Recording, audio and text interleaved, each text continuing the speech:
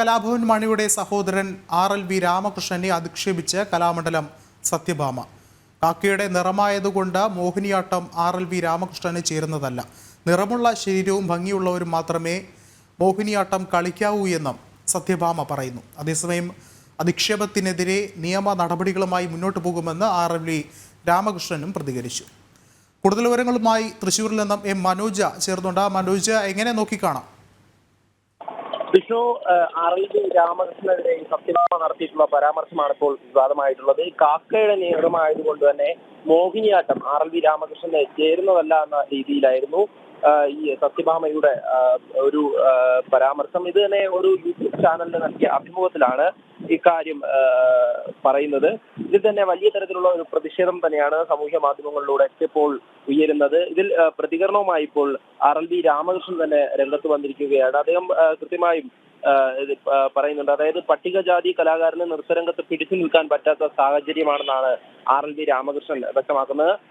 ജീർണിച്ച മനസ്സുള്ളവരെ നിയമത്തിന് മുന്നിൽ കൊണ്ടുവരിക തന്നെ ചെയ്യുമെന്നാണ് RLV രാമകൃഷ്ണൻ വ്യക്തമാക്കുന്നത്. അദ്ദേഹം നിയമ നടപടിക്ക് ഒരുങ്ങുകയാണ്. കാരണം ഈ മോഹിനിയാട്ടത്തിന്റെ കാര്യത്തെക്കുറിച്ച് വിശദീകരിച്ചപ്പോഴാണ് കലാമണ്ഡലം ഈ സത്യഭാമ ഇത്തരത്തിൽ സൗന്ദര്യമാണ് ഈ മോഹിനിയാട്ടത്തിന് ആവശ്യമെന്നും ഈ ആണുങ്ങൾ, അതായത് സൗന്ദര്യമില്ലാത്ത പുരുഷന്മാർ മോഹിനിയാട്ടം കളിക്കുവാൻ പാടില്ല എന്നുള്ള രീതിയിലൊക്കെയാണ്. അതിൽ തന്നെ ഈ കാക്കയുടെ നിറമാണ് രാമകൃഷ്ണൻ എന്നുള്ള രീതിയിലായിരുന്നു പരാമർശം. എന്തായാലും ഈ ഒരു വിവാദ പരാമർശം, അതായത് പട്ടികജാതിയിൽപ്പെട്ട കലാകാരന്മാരെ അധിക്ഷേപിക്കുന്ന ഈ ഒരു പരാമർശത്തിനെതിരെ വലിയ തരത്തിലുള്ള പ്രതിഷേധം തന്നെയാണ് ഉയർന്നു വരുന്നത്. അതിൽ തന്നെയാണ് ഇപ്പോൾ RLV രാമകൃഷ്ണനും രംഗത്തെത്തിയിട്ടുള്ളത്. എന്തായാലും നിയമ നടപടികളുമായി മുന്നോട്ട് പോകുവാനാണ് RLV രാമകൃഷ്ണന്റെ തീരുമാനം. വിഷ്ണു, മനോജ, അതിലേറെ പ്രധാനപ്പെട്ട കാര്യം എന്ന് പറയുന്നത് RLV രാമകൃഷ്ണന്റെ സഹോദരൻ, നമുക്കറിയാവുന്ന പോലെ കേരളം കണ്ട ഏറ്റവും മഹാനായ നടൻ കലാഭവൻ മണിക്കും ഇത്തരത്തിലുള്ള അധിക്ഷേപങ്ങൾ ആദ്യഘട്ടത്തിലൊക്കെയും സിനിമകളിൽ നിന്നും സമൂഹത്തിൽ നിന്നും ഒക്കെ നേരിടേണ്ടി വന്നിട്ടുണ്ട്. അത്തരത്തിൽ നോക്കുകയാണെങ്കിൽ ഒരുപക്ഷെ കേരളത്തിൽ മാറി മാറി ഭരിച്ച സർക്കാരുകൾക്ക് ഈ ഒരു കാര്യത്തിലൊരു പങ്കില്ല. ഇത്തരത്തിലുള്ള അധിക്ഷേപങ്ങൾ ഇപ്പോഴും സമൂഹത്തിൽ തുടരുന്നുണ്ടെങ്കിൽ അതിൽ കൃത്യമായൊരു ഇടപെടൽ ഉണ്ടാകാത്തത് അത് ഒരുപക്ഷെ അത്തരത്തിലുള്ള കേരളത്തിൽ മാറി മാറി ഭരിച്ച സർക്കാരുകൾക്കുള്ള ഒരു തിരിച്ചടി കൂടിയല്ലേ?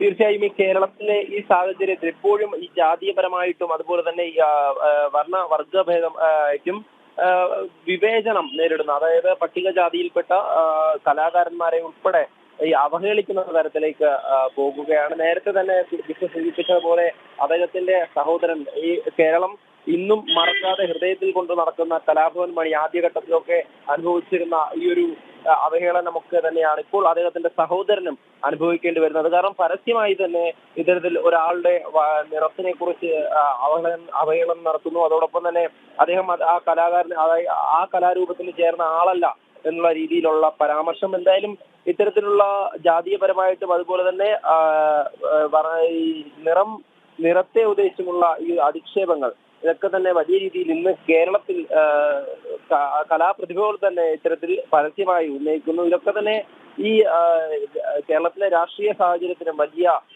പങ്കുള്ളത് തന്നെയാണ്. കാരണം ഇത്രയും കാലമായിട്ടും, അതായത് ഉത്തരേന്ത്യയിലെയും അല്ലെങ്കിൽ മറ്റ് സംസ്ഥാനങ്ങളിലെയും ഒക്കെ എന്തെങ്കിലും ചെറിയ സംഭവങ്ങൾ ഇവിടെ വലുതായി ചിത്രീകരിക്കുന്ന ഈ ഒരു രാഷ്ട്രീയ പാർട്ടികൾ, അതായത് ഇത്തരത്തിൽ കലാകാരന്മാർക്ക് ഇവിടെ നേരിടേണ്ടി വരുന്ന, അല്ലെങ്കിൽ പട്ടികജാതിക്കാരനായിട്ടുള്ള കറുത്ത നിറമുള്ള ഒരു മനുഷ്യന് ഒരു കലാരൂപത്തിൽ ആ കലാരൂപം ചേരുന്നതല്ല എന്നും അവനെ കാക്കയുടെ നിറമാണെന്നും ഒക്കെ അധിക്ഷേപിക്കുന്ന ഈ ഒരു സാഹചര്യത്തിലൂടെയാണ് നമ്മൾ കടന്നു പോകുന്നത്. ഈ കേരളത്തിലെ ഇത്തരം കലാകാരന്മാരെ അപമാനിക്കുന്നത് ഇത് ആദ്യമല്ല. നേരത്തെയും കലാകാരന്മാരെ തന്നെ അപമാനിച്ചുകൊണ്ട് ആ രംഗത്തുള്ളവർ തന്നെ അവരെ നിറത്തിന്റെ പേരിലൊക്കെ അപമാനിച്ചുകൊണ്ട് മുന്നോട്ട് വന്നിട്ടുണ്ട്. അതിന്റെ അവസാനമായി ഇപ്പോൾ ഈ കലാഭവൻ മണിയുടെ സഹോദരനായ ഈ RLV രാമകൃഷ്ണനാണ് ഈ വീണ്ടും ഇത്തരത്തിലൊരു അധിക്ഷേപം നേരിടേണ്ടി വരുന്നത്. അതിനെതിരെ പ്രതിഷേധവുമായും രംഗത്ത് വരികയാണ്. വിഷ്ണു, യെസ്, എന്തു തന്നെയായാലും എല്ലാവരെയും ഒരേപോലെ കാണുക എന്നുള്ള കേരള സംസ്കാരത്തിന് തന്നെ ചോദ്യം ചെയ്യപ്പെടുന്ന തരത്തിലുള്ള വാർത്തകൾ തന്നെയാണ് പുറത്തു വരുന്നത്. എന്നിരുന്നാൽ കൂടിയും അത്തരത്തിലുള്ള അധിക്ഷേപകരമായിട്ടുള്ള ഒരു പരാമർശം കാണാം നമുക്ക്.